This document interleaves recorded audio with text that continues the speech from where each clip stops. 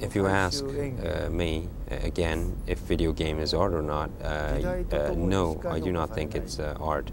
It's rather an entertainment for the broad audience or the mass people, because games are need that era. The game represents somewhat that era at the same time, so it will not be art. So, to give an example about, let's say, cars, if you were to bring out a new car with a clutch, it will not be perceived very well. At that time, when automobiles was needed with a clutch, it was a time where that was the trend, or that was the way cars were. So right now, everything is automatic. And if you bring out a new car, and if you still don't have automatic in the option, you will not be recognized as very new or innovative. So 100 years from now, if we bring out the same game, it will not be perceived very well. It has to be within that time era and what that time represented. But as I said, it won't be art, because games are something that you use. There is an interactiveness belonging there. However, game should be considered as culture for the same reason. I don't think it's art involves in games. Let me give you an example.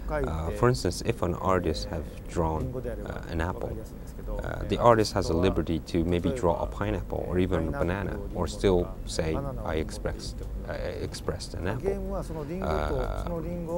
But in games, that is not possible, because you have to draw an apple in order for the users to maybe try to eat that apple or recognize as that apple. So you said an example about Killer 7. Yes, it is different in some ways, but however, it is still playable, meaning it is quite user-friendly in terms of, and you control the game, you play the game, meaning that has artistic elements, but it's not art. It's if you create a game which no one can play, like controls are totally upside down or something, maybe that in that sense that game could leave its name as art. But if the game is a game and it controls, you could control this game, and as long as the creator of that game thinks about the users who will play that game, I think it will never be art. One of my people, my favorite artist is Taro Okamoto, a Japanese artist. He once created a chair called a chair that is not relaxing, or chair that you feel wrong. This chair had bumps or something that when you really sit down, you feel you don't want to sit down.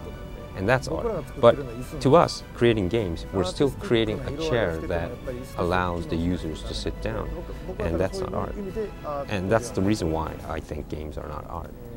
The message I wanted to give to the people who finish the Metal Gear Saga, or the message I put in as a wrap-up of the Metal Gear Saga, is that you'll see a little bit in our new trailer, the message in our new trailer.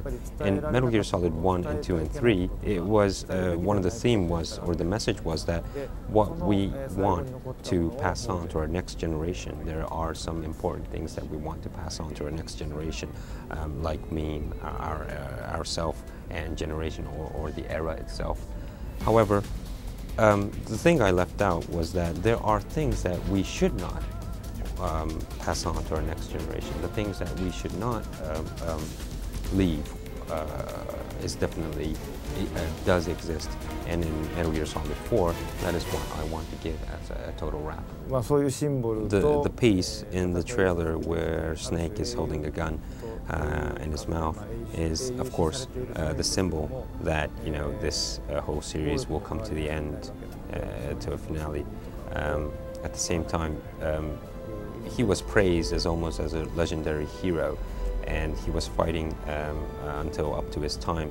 And of course he fought for justice, but at the same time there was a fact that he has done violence, and he has to pay of what he has done, and that's another message in that sequence.